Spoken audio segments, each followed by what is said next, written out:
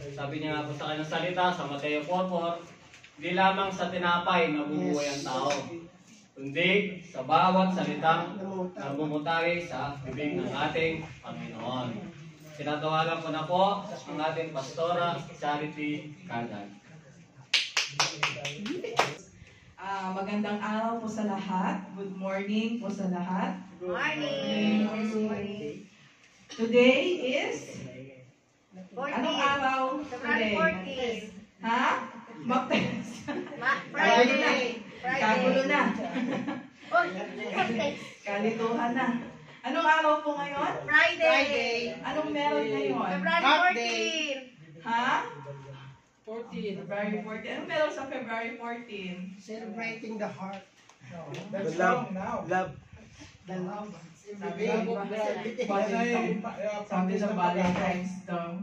Kaya pala nagpula kayo ha. Paniwalang kayo sa Valentine's. Budol ako ng ate siya. Paniwalang kayo sa Valentine's ha. Ilang taon na tayong Kristiyano ha. So, today is Friday. At araw naman po ng pagsamba. Amen. Araw-araw po ng pagsamba ngayon. Amen. Are you ready to hear the message of love of the Lord? Amen. Kaya, FYI muna tayo, no? Dahil mismong araw na ito ay Valentine's Day. Ang Valentine's Day ay para lang po sa mga pagano. Amen. Ang Valentine's Day po ay yung mga hindi nakatanggap, yung mga pagano na nagsisimba sa mga Diyos-Diyos. Amen. Mga naniniwala sa kung ano-anong ginawa ng isang tao. Amen. So, wala po tayong ganyan, no? Ngayon. Praise God. So, ganoon na lang. Ano na lang tayo. Kumbaga, makisabay na lang tayo. Pero hindi natin paniniwalaan ang Valentine's Day. Amen? Amen. Kaya pala kahit saan, may pula. Nagpula. Birthday nila, birthday. Birthday pala nila. Yung iba hindi na-inform. Pero, yung iba hindi na-inform. Pero, pula pa din yung mata. Yung mata pula. Kakapuyat. Hindi nagbibisyo yan. Puyat lang yan. Wala pong bisyo yan. Puyat lang yan. Eh, nagkaka-cellphone o kakalabas. Wala na kayo. Sabi nga, kung titingin kayo sa Facebook, sabi nila, love is in the air. Wow. O, di ba? Ang pag-ibig daw, ganyan. Kaya ngayon, ang pag-uusapan natin, dahil Hearts Month, ito ang nakatalaga sa atin na tema, is about, talagang parang nakarelate kayo. In love ba kayo?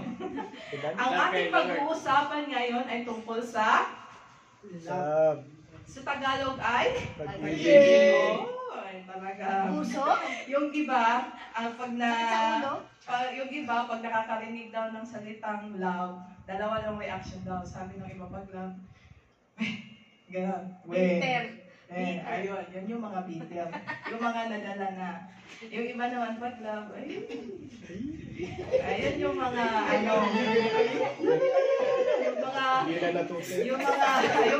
tama yan, mga hindi na natutoy. Mga in love. Yun yung kahit mata ngumingiti. In love tayo Parang gustong-gusto nyo yan. Dahil tayo ngayon ay nandito sa church at pag-uusapan natin ang pag-ibig. Huhugutin natin ang ibig sabihin ng love saan natin huhugutin? Sa Bible. Amen.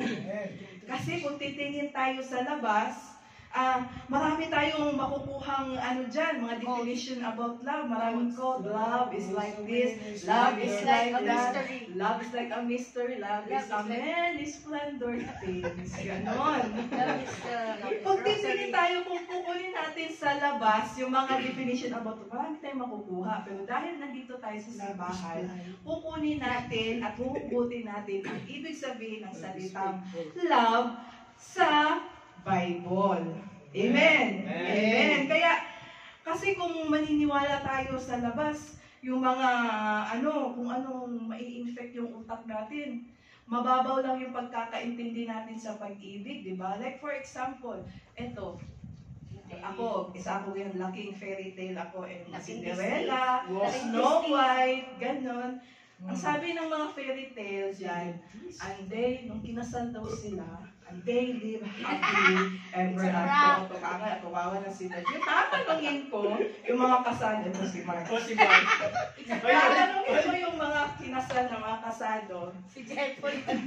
totoo ba na nung kinasal ka, May mic, no? ayan, hindi na ako lalapit mo, baka masakal ko eh.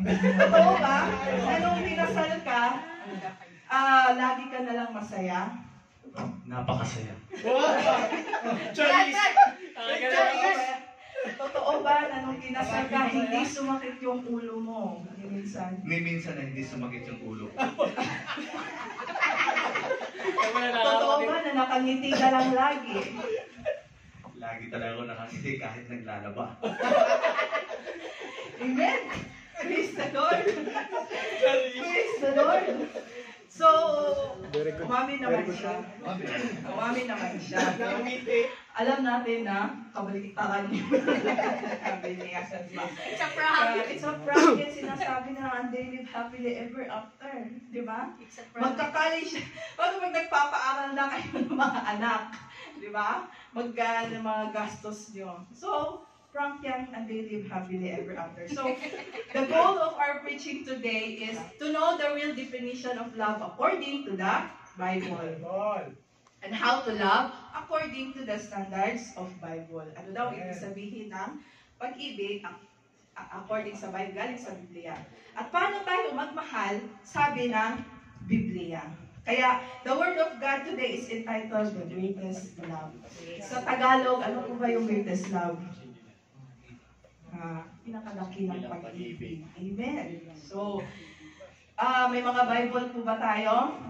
Ready po natin ating mga Bible dahil marami po tayong i-scan na mga Bible verses, mga books and chapters. But before that, let's bow down our heads in prayer, no? Hallelujah. We praise you, Lord. We praise you, Jesus, for this day, Lord God. Lord, we are ready for you. Lord, we welcome you, Holy Spirit. Please come, move in your power, fall afresh upon us, Lord. Ikaw po ang mangusap sa bawat isa, Lord. Ikaw po ang magbukas sa aming mga puso at isipan, Lord. Bigyan niyo po kami ng kakayahan na tanggapin at maintindihan na iyong salita. Higit sa lahat, Lord God. Tulungan niyo po kami, Lord God, na tanggapin ang iyong pagmamahal, Lord God. At mahalin ka din po in return, Lord God. Turuan niyo po kami, Lord God, kung paano ang totoong magmahal according sa iyong utos, Lord God. In Jesus' name we pray. Amen. Our key verse will be found in the book of John 15, chapter 15, 13. Sabi dito, greater love has no one than this, to lay down one's life for one's friend. Walang pag-ibig na hihigit pa kaysa pag-ibig na isang tao nag-aalay ng kanyang buhay para sa kanyang mga kaibigan. Sino ang nagsabi nito? Sino nagsabi? Si Jesus. Amen. Ito ang sinabi niya nung nagtuturo siya. Isa sa kanyang mga katuruan nito.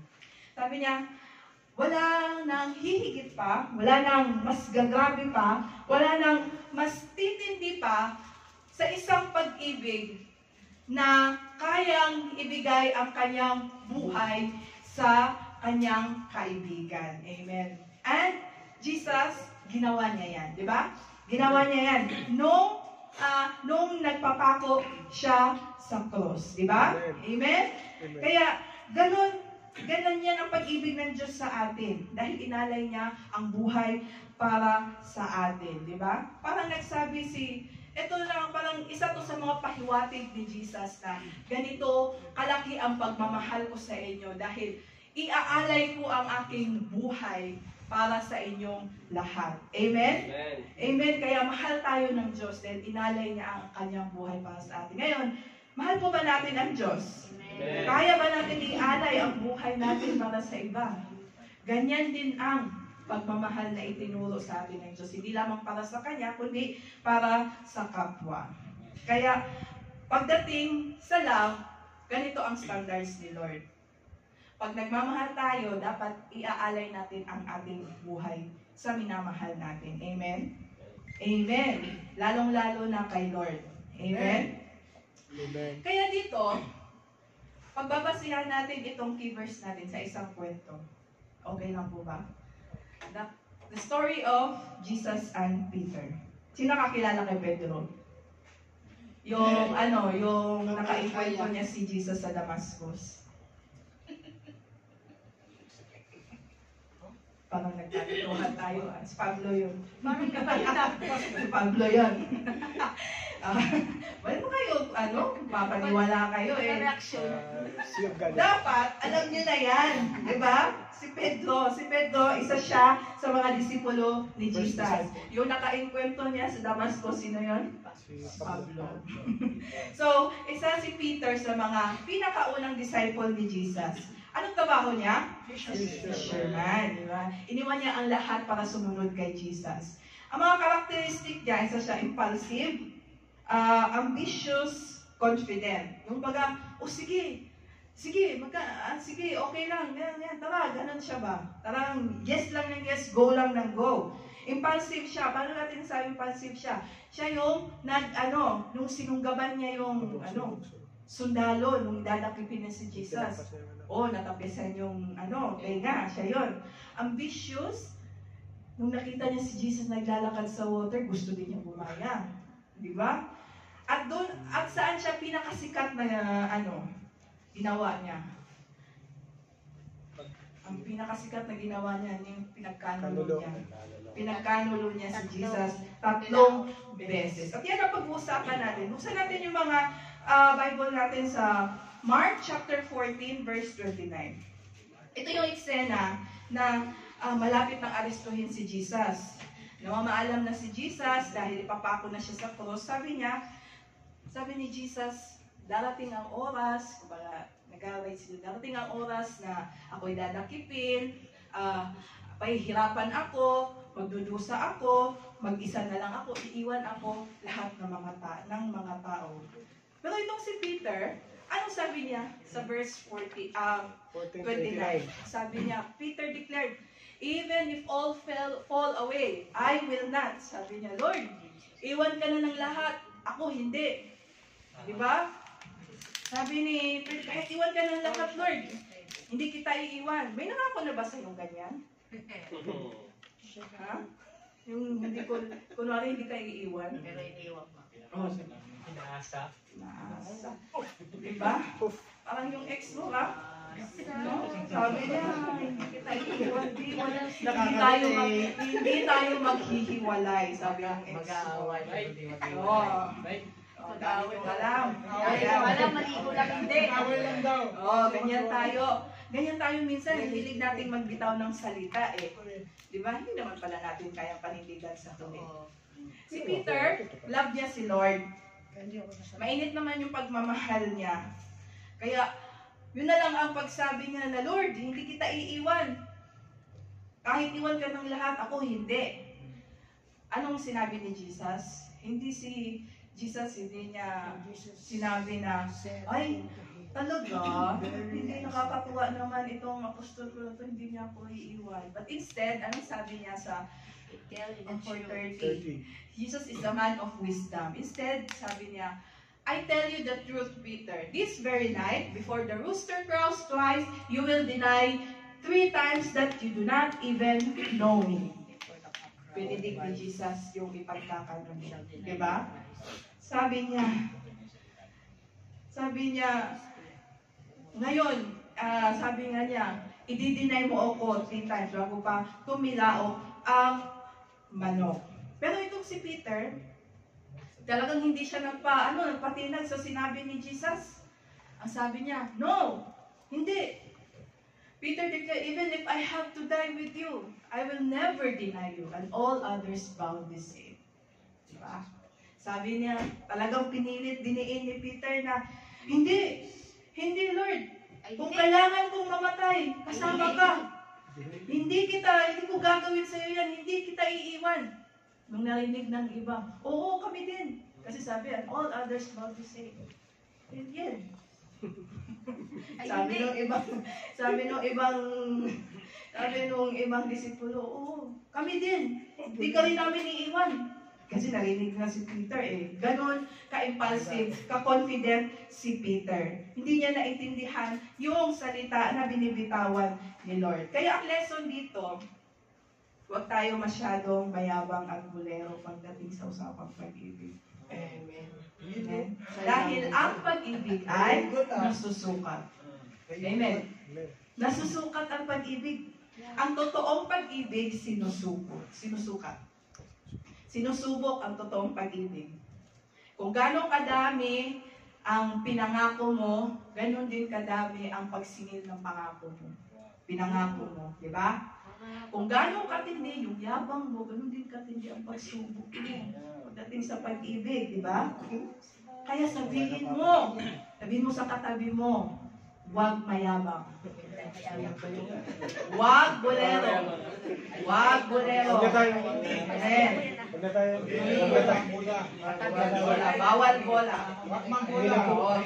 Bawal yan. Si Peter, sabi niya, love niya si Lord. Hindi kita iiwan, Lord. Hindi kita, promise. Walang iwanan. Alien. Sabi niya. Brad Pitt, ikaw ba yan? Alamin natin ang susunod na pangyayari. Verse 54. Same chapter pa din ha. Chapter 14. 54. Verse 54. Ito yung eksena, dinakip na pala si Jesus dito. Waiting na siya sa sentensya na ihaharap na siya sa kay Poncio Pilato. Sabi dito, nakaposas na si Jesus, di ba? Sabi niya, nung nakaposas na si Jesus, ang ginawa ni Peter followed him at a distance, right into the courtyard of the high priest. There he sat with the guards and warmed himself at the fire. Ano nangyari kay Peter? Diba? Kanina si Peter, Lord, hindi kita iiwan. Walang iwanan, promise, mamatay man ako. Hindi kita iiwan, hindi ko magagawa sa iyo yan. Ngayon, lumayo na siya kay Lord. Oops! Dumistansya na siya kay Lord. Nung dinakip na si Lord, dumistansya na siya. Diba? Ngayon, nasa malayo na siya. Nagtatago. Anyari kay Peter? Diba?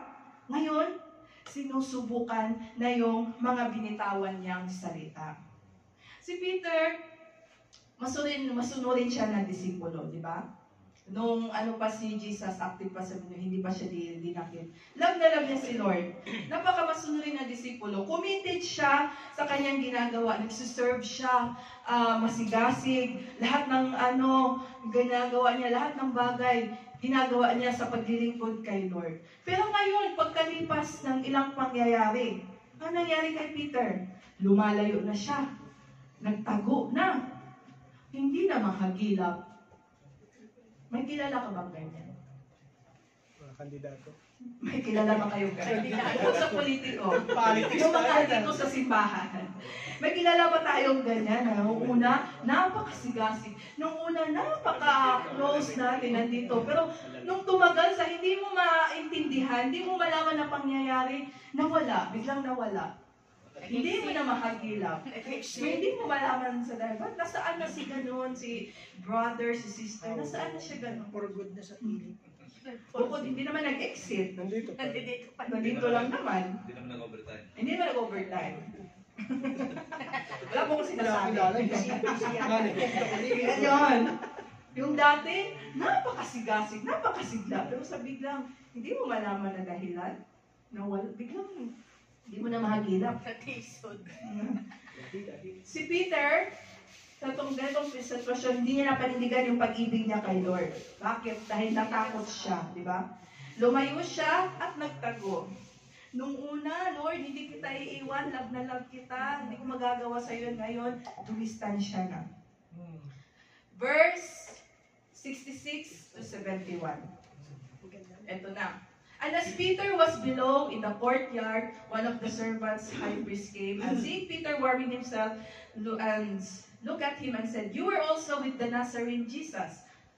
Unang beses na tinanong siya, isang babae, na ikaw kasama ka ni Jesus. Anong sinabi niya? Una, No, hindi ko alam. Sabi niya, I neither know nor understand what you mean. Sabi niya, hindi ko alam kung ano yung pinagsasabi mo. Strike 1. 69, verse 69, and the servant girl saw him, began to say by the standards, this man is one of them. But again, he denied. Strike 2. Nagsinungaling na siya. Nagsinungaling siya. Una, tapos pangalawang beses, nagsinungaling na naman. Verse 70 pa din. Sabi niya, certainly, talagang diniin ng babae, certainly, you are one of them, for you are a Galilean. 71, anong ginawa niya? Si Peter, he began to invoke a curse on himself and to swear. Sabi niya sa pangatlong beses, I do not know this man of whom you speak. So makikita natin dito, ang buhay kapag ka lumalayo ka sa Panginoon. Diba? Pag dumidistansya ka. Si Peter, nung lumayo siya, nagsinungaling siya ng paulit-ulit. Ngayon, sa pangatlong beses, invoke a curse. Ano yung curse sa Tagalog? Mura. Diba? Diba? Makikita natin na yung isang tao na palayo sa Panginoon, palala din ng buhay. Amen? Una, nagsinungaling siya po. Ngayon, nagmumura na si Peter. Diba? Kaya, sabi, nagsimula na siyang i-deny si Jesus, di ba? So makikita natin na palala ng palala ang buhay ng isang taong lumalayo kay Jesus. Amen? Amen. Yun. At sabi pa yan sa next verse 72, no? Nakumpleto na yung 3 beses na pinagkanulo na si Jesus. Tumilaok yung manok. Pangalawang beses. Anong ginawa ni Peter? Kung makita niyo sa verse 72. Nag-walk out siya, umiyak siya. Bakit siya umiyak? Kasi na-realize niya, yung panahon na yun, nabigo niya ang Panginoon. Amen? Si Peter, nagsimula siya na, mahal kita Panginoon, hindi kita iiwan. At pagkatapos na ilang pangyayari, dumistansya siya. Nung dumistansya siya, sabi pa niya, hindi ko yan kilala, wala akong alam sa pinagsasabi mo. Diba? Dumidistansya si Peter. Nabigo niya ang Panginoon at na-realize niya yun, kaya siya umiyak. Ang storya ni Peter, storya din natin lahat, diba? Sino dito ang hindi niya nabigo ang Panginoon sa buong buhay niya? Diba? Si Peter, dito sabi 3 times, pero tayo higit pa sa 3 beses natin nabigo ang Panginoon. Amen? 3 beses dito, pero tayo maraming beses natin nabigo ang Panginoon, maraming beses natin siyang nadismaya. Amen? Amen po. Kwento natin pala to. Hindi pala to kwento ni Peter, no? Kasi tayo, nabibigo natin ang Panginoon eh. Sabi natin na love natin si Lord, pero hindi pala natin kaya. Nung susubukan na ni Lord yung pag-ibig natin, oops, hindi pala natin kaya. Kung love mo ko, magsisimba ka. Tapos, nung nandun na, hindi masakit yung ulo ko. Marami akong gagawin. Di ba? Kaya, na-fail natin si Lord at many times in our life. Amen? Amen. Kaya, ang pangit ng kwento natin, no? Humantong ang ending kabiguan. Kabiguan natin. Kabiguan naman talaga pag wala si Lord. Di ba? Amen. So, hindi tayo papayag hanggang dyan lang yung kwento natin. Di ba? Dapat happy ending. Ganyan tayo eh. Di ba? So, buksan natin yung mga Bibles natin. Ang karugtong nito ay nasa John chapter 21. Si Mark hanggang dyan lang yung nakwento about kay Peter. Wala nang karugtong yan sa book ng Mark. Pero, sa book of John, nagpatuloy ang kwento ni Pedro. So, si John. John 21, verse 3. Sabi ni Peter, eto si Peter, I'm going out to fish. Simon Peter told them, sabi ni Peter. Wala na si Jesus niya, nag-eksena nito, nung ano na si Jesus. Na ano na siya, napako na siya sa cross, na ano na siya, 3 araw na siyang nakalibing. Ngayon, ito yung araw na nabuhay siyang muli. Diba? Tapos na yung 3 araw na nalibing siya, nabuhay na siya muli nito. At nagpakita siya nito sa mga disipulo. Isa ito sa mga eksena na nagpakita siya sa mga disipulo, specifically kay Peter. Dito ang sabi ni Peter, I'm going out fishing. Bumalik sa pangingisda si Peter. Bakit? Bumalik siya sa pangingisda. Kasi yun lang ang alam niya, di ba? Bago siya sumunod kay Jesus, mangingisda siya. At yun lang ang alam niyang gawin sa buhay niya. In short, si Peter, nung nawala si Jesus, nung nabigo niya si Jesus, nawala siya sa ulirat. Nawala ng direksyon yung buhay niya.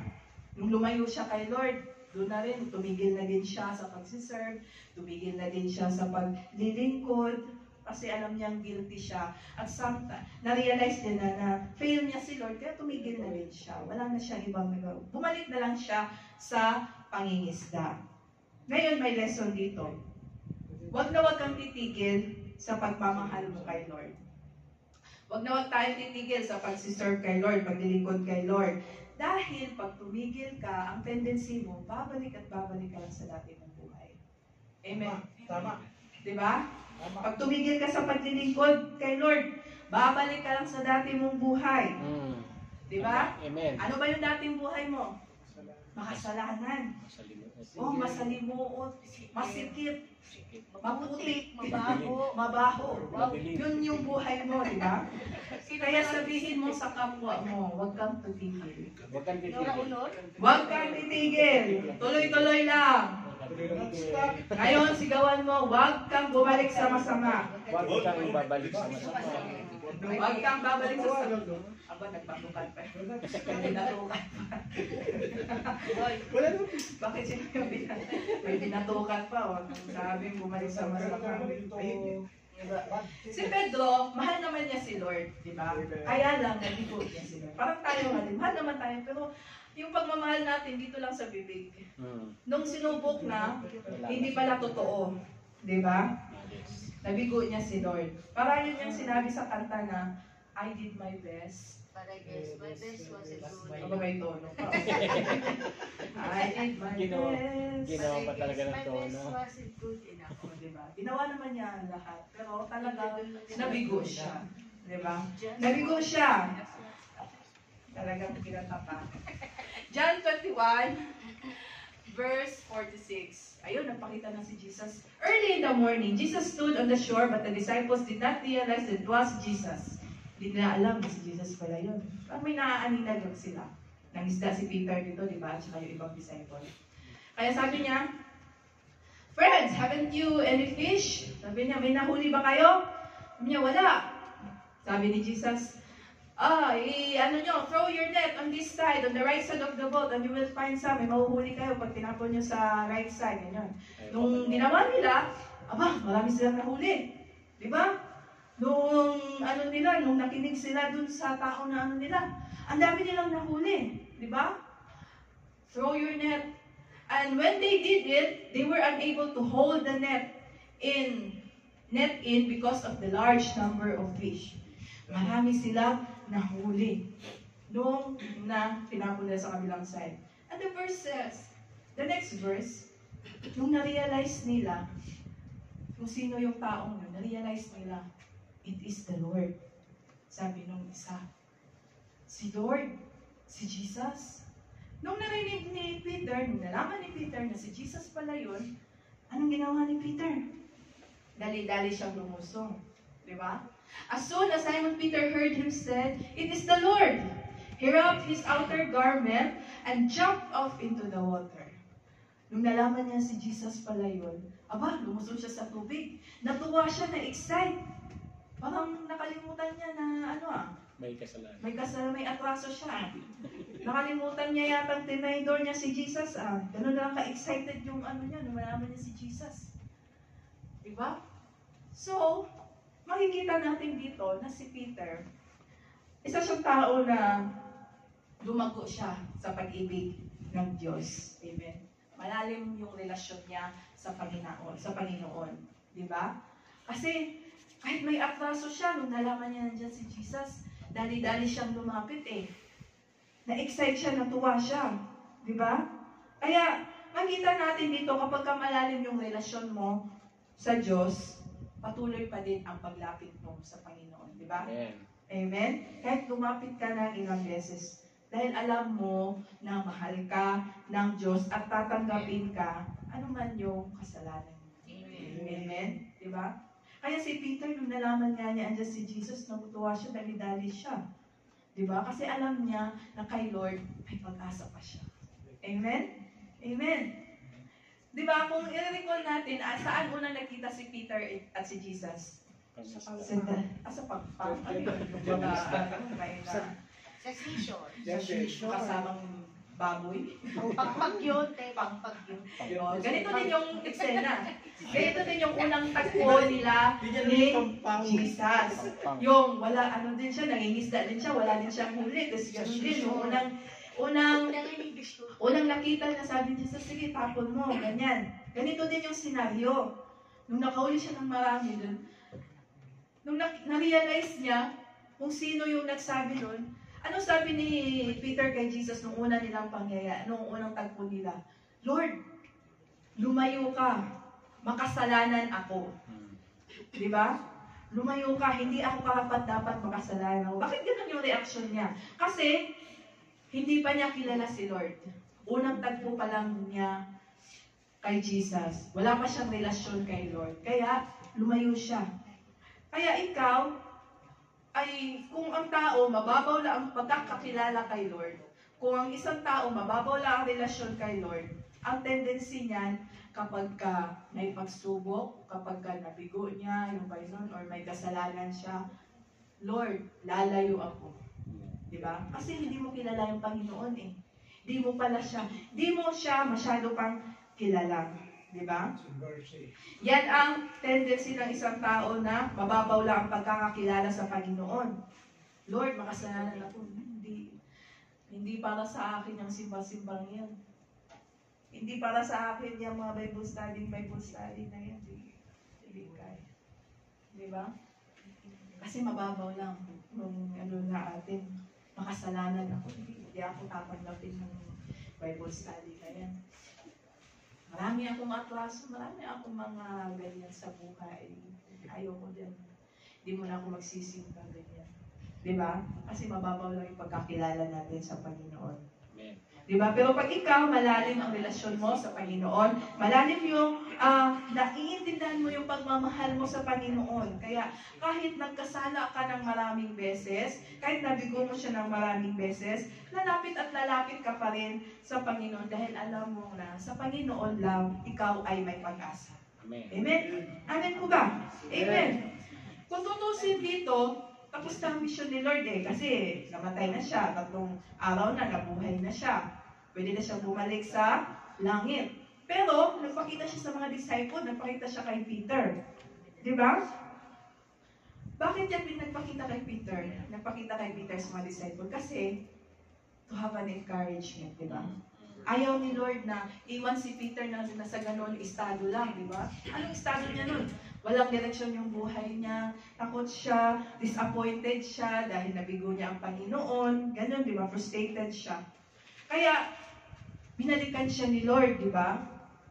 Kasi ayaw ni Lord na hayaan lang si Peter sa ganyang sitwasyon. Kaya, para sa atin din ito, as an encouragement, kung ano man ang sitwasyon mo na meron ka ngayon, anong sitwasyon mo, nahihirapan ka, disappointed ka, frustrated ka ngayon, parang wala nang pag-asang buhay ito, nabibigatan ako, Lord, hindi ko kaya, Lord.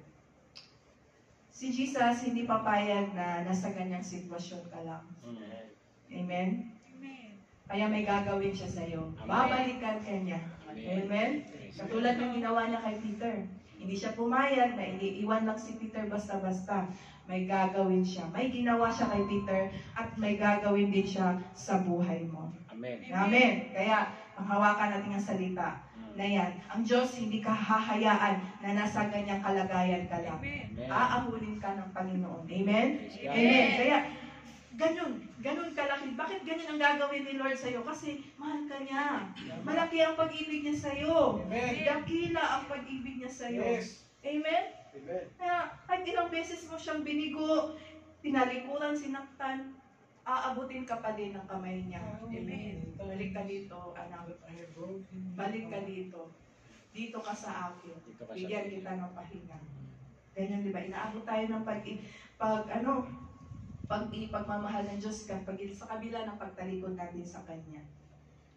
Now, moving on, verse 10 to 13. So, doon pa rin. Makikita natin dito na si Jesus naghahanda ng pagkain, di ba? Naghahanda siya ng pagkain. Sabi dito, bring some of the fish you have just caught. Si Simon Peter climbed back into the boat. Ganyan, marami silang nahuli. 153. Ano po ba yung 153 na yan? May ano po ba yan? May kahulugan po ba yan? Wala naman. Wala po siyang kahulugan. Pero ibig sabihin lang yan, kaya nabilang at nasulat yung 153 na yan kasi ang Bible ay totoo. Bible is an actual account. Kaya nasulat yung 153 na yan, ibig sabihin may nagbilang. May na totoong nangyari yan. Di ba? Kasi 153 nasulat talaga, may nagbilang, may nagsulat, totoong pangyayari yan. Kaya ang Bible po ay totoo. Amen? Amen. Ang Bible po ay totoo, ang Bible po ay buhay. Amen? Amen. Kaya nakikita natin dyan, the story, naghahanda si Jesus. Di ba? Ang sabi niya, inalok niya, come, have breakfast. Di ba? Inaya niya si Peter, kain ka, dito may hinanda ako. Sino dito, yung may kaibigan na tinaydor ka, may kaibigan ka, may kakilala ka na sinaktan ka, tinaydor ka, niloko ka, yung taong niloko ka, kaya mo ba siyang ipaghanda ng pagkain? Kaya mo ba siyang anuhin? Kaya mo ba siyang ayain? Ano ka dito? Kaya mo ba yun? Amen na amen. Ako hindi. Ay, hindi. Ako hindi. Ay, hindi. Paghahanda ko ng pagkain, dadamihan ko ng betchin. Diba?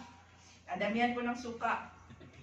Dadamihan ko ng asin. Ewan ko lang limang misa yung kidney niya. Diba?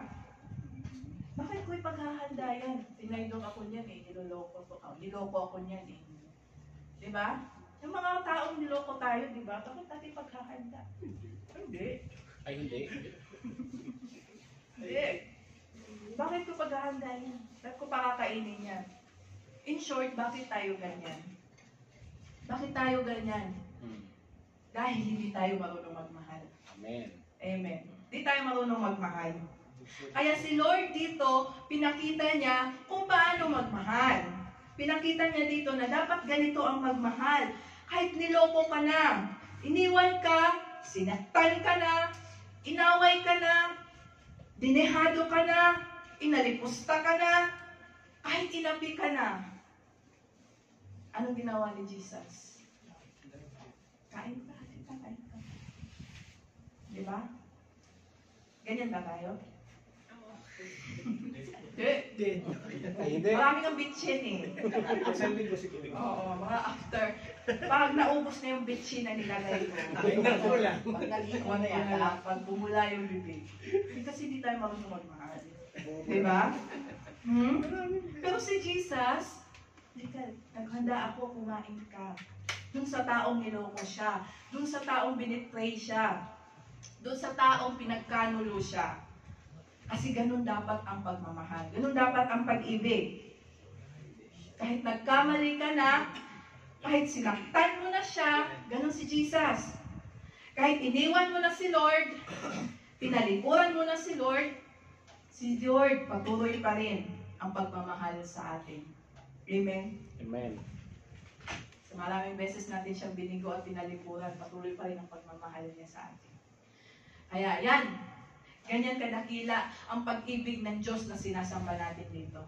Amen? Amen. Yan ang Diyos na sinasamba natin dito, mapagmahal. Dakila ang pag-ibig sa kanyang mga anak. Kaya isang punto na masasabi ko dito, love is for all seasons. Amen. Sa lahat ng panahon. Sa lahat ng panahon. Ganyan, dapat tayo ay magmahal. Dapat alam natin kung paano umibig. Hindi lang yung masayang panahon, hindi lang sa February 14. Hindi lang sa masasayang panahon na mahal natin ang isang tao.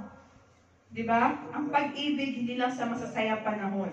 Kaya mo bang mahalin ang isang tao sa kanyang kabiguan? Kaya mo bang mahalin kahit binigo ka niya? Kahit hindi niya maibigay yung gusto mo, mamahalin mo pa rin ba siya? Mahal mo pa rin ba siya kahit sinaktan ka niya? Mahal mo pa rin ba siya kahit di kayo nagkikita? Mahal mo pa rin ba siya kahit binigo ka niya? Ganon. Diba? Ang Diyos ganyan. Ganyan ang kanyang pag-ibig. Diba? Dahil ang pag-ibig ng Diyos ay totoo, tunay. Ang pag-ibig, hindi lang pag-ibig ng Diyos, dapat ganyan tayo. Dapat ang pag-ibig ay walang pinipiling sitwasyon. May trabaho ka man o wala, nabibigay man niya yung gusto mo, pumangit ka man o hindi, tumanda ka man o hindi, Wala rin ka man ng buhay. may ngipin o wala. Wala ka pa ngipin. Nagipin na. Ay, Babs, it's like this, sabihin mo. May buhok, may buhok o wala. Dapat, ano pa din yung pagmamahal natin. Ito naman si tatay eh, ang na, Bigla nag-reach ka tayo. Ngipin na lang. dapat ganun pa din. Agap eh, unconditional yung pagmamahal natin sa isang tao, di ba? Oo. Mamahalin mo pa rin ba yung isang tao kahit nabubura yung kilay niya? Nabubura talaga. Mahal mo pa rin ba yung isang tao kahit nakababad sa baso yung ngipin niya sa gabi? Galing tayo dyan. Di ba? Wala. Kaya pala nung nagliligawan pa ayaw mag-swimming kasi nabubura pala yung kilay. Nakapainting. Dapat ang pagmamahal natin ay lagi. Walang pinipiling sitwasyon at walang pinipiling kinikilingan. Di ba? Walang kinikilig. Kaya piliin natin magmahal sa lahat ng panahon. For all seasons. Di ba? Yes. Mainit, marami pagsubok pa yung relasyon, mainit, bagyo, malamig, di ba? Kung malamig, magkumot ka lang ng dalawa. Kung ayaw mo ng for example, magsasama kayo, kung ayaw mo masyadong malamig, ikaw na mag-adjust, magkumot ka ng dalawa. Di ba? Kaya, love is for all seasons. Moving on. Ito na yung pag-uusap nila ni Peter at ni Jesus. Because specifically kay Peter. John 21:15-17. When they had finished eating, Jesus said to Simon Peter, Simon, son of John, do you love me more than this? Yes, Lord. You know that I love you. Feed my lambs. Sabi ni Jesus, feed my lambs. Again, Jesus, Simon, son of John, do you love me? He answered, yes, Lord, you know that I love you. Take care of my sheep. Sa pangatlong beses, tinanong ni Jesus si Peter, mahal mo ba ako? Anong reaction ni Peter? Parang nasaktan, parang may kirot sa puso ni Peter. Kasi bakit gano'n? Tatlong beses akong tinanong ni Lord. Parang hindi naniniwala si Lord na love ko siya. Diba? Tatlong beses, hindi na kontento si Jesus sa isang tanungan, tatlong beses. You love me. Sabi na, feed my sheep. Bakit tatlong beses daw itong tinanong ni Jesus sa kay Peter? Sabi daw doon sa Google, sa mga Bible scholars, ito daw ay para sa healing. Kapalit ng pagkakanulo niya. Ilang beses ba niya pinagkanulo si Jesus? 3 times. Kaya 3 times din na ni-reinstate, parang ni-renew ni Jesus yung love ni Peter. Yun ang sabi ng Bible, which is somehow true. Totoo, di ba? Tatlong beses din niya, tatlong beses din tinanong ni Lord si Peter, do you love me? Di ba? Bakit? Sabi dito, Peter was hurt nung pangatlong beses na tinanong siya ni Jesus na mahal mo ba ako? Kasi, saktan siya kasi, nandun ang realization ni Peter na talagang nabigo ko ang Panginoon. Nadismaya ko ang Panginoon. Di ba, pag sinabi mo, nung ano pa lang kayo, nagliligawan pa lang kayo ng misis mo, love mo ba ako? Love mo ko? Sige nga. Sige nga, kain ka nga ng bubog. Ako yan lang. Love mo ba ako? Natakot na. Tikman mo nga ako. Tulog? Kuhay ka nga, Poy. Tulog? Love mo ba ako? Sige nga. Talon ka nga. Ganun tayo, di ba? Pero, Kuhay ka nga, una chan. ganun dito. Sabi dito, parang sinabi ni Jesus dito na, if you love me, dapat may gagawin ka.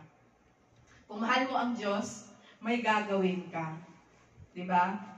Next point is, love is on a mission. Ang totoong pag-ibig ay may gawa. Ang totoong pag-ibig ay may layunin. Amen? Di ba? Kasi, kung ang akala natin na yung mag-asawa nagpapakasal lang para i-enjoy yung ganyang moment, hindi po. Ang mag-asawa, nagpakasal kasi may layunin sila. Di ba? Somehow, gusto nilang magkaroon ng bahay, gano'n, magtayo ng sariling pamilya nila, gano'n. Gano'n ang mga layunin natin. May mission ba? Kaya, dito kay Jesus, parang sinabi ni Jesus kay Peter, kung talagang mahal mo ko, may gagawin ka. At anong sabi ni Jesus dito? Feed my sheep. Take care of my sheep. Diba? Naalala ko to nung bago ako inanoint binanoint ako bago ako naging pastora. Ito yung binato ng verse sa akin ni tatay. Sabi ko pa kasi, hindi ko tatanggapin tayo, ayoko tayo. Sabi naman ni Jesus, naalala mo yung sinabi ni Peter? So, if you love me, feed my sheep, take care of my sheep. Nangungonsensya pa si tatay. Nangungonsensya pa siya. Parang sinabi niya, kung mahal mo si Lord, magpapastora ka. Tatanggapin mo yung alok na gawain na inano sa'yo ni Lord. Then, ngayon ko lang din, nung inaral ko to, ngayon ko lang din na-realize yung bigat ng ng verse na ito. Diba? Kasi nung panahon na yun, kasi buntis ako nung kay Sela. Sabi ko, ayoko kasi mag-aalaga muna ako, full-time mother ako, marami. Naman na ako ngayon, hindi ko naman siguro kailangan mag-pastora kasi naman ako mag-full-time, mag-aalaga muna ako ng bata. Pero, yun na nga, ang sinabi ni Pastor sa akin. Sabi niya, if you love me, feed my sheep. If you love me, take care of my lambs. Diba? So, eventually, tinanggap ko. And then, sa journey na yon, marami din akong pagkukulang. Marami akong mga hindi nagawa. Marami din akong mga hindi ko nagagampanan. At ngayon, yung mga panahon na yun sabay-sabay. Pero sa awa ng Diyos, by the grace of the Lord, ngayon si Sela malaki na. At ngayon medyo bumabalik na ako sa sa mga ginagawa ko dati. It's by the grace of the Lord. Ganun kalaki ang pag-ibig ng Panginoon, di ba? Hindi natin kailangan maging perfect yung mga ginagawa natin, di ba?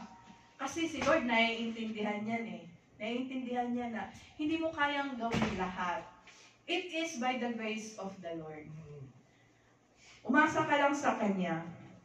Marami tayong pagkukulang. Marami tayong beses na nabigo natin ang Panginoon. At siguro darating ang panahon na mabibigo pa natin ang Lord. Pero si Lord, sabi niya, malaki ang pag-ibig niya sa atin. Si Lord, hindi sukatan ang ating mga kabiguan. Hindi niya tinitingnan yung mga failure natin. Hindi niya tinitingnan yung mga kasalanan natin. Kasi, malaki yung pagmamahal niya sa atin. Dakila, di ba? Hindi sukatan yung mga kakulangan natin sa Kanya. Amen? Kaya, before I end the Word of God, let me end with a question. Gaano mo kamahal si Lord? Gaano mo ba kamahal? Gaano pa ba natin kamahal si Lord? In a percentage of 100%. Lord, siguro 50-50 lang, Lord. 50-50, 50 sa trabaho, 50 sa bahay. Ganun lang, Lord. Dapat ganun lang. Or 50-70. 50 sa bahay, 20 sa trabaho, 20 sa simbahan, 30 sa inyo. Mga ganun lang. May kahati pa si Lord, di ba?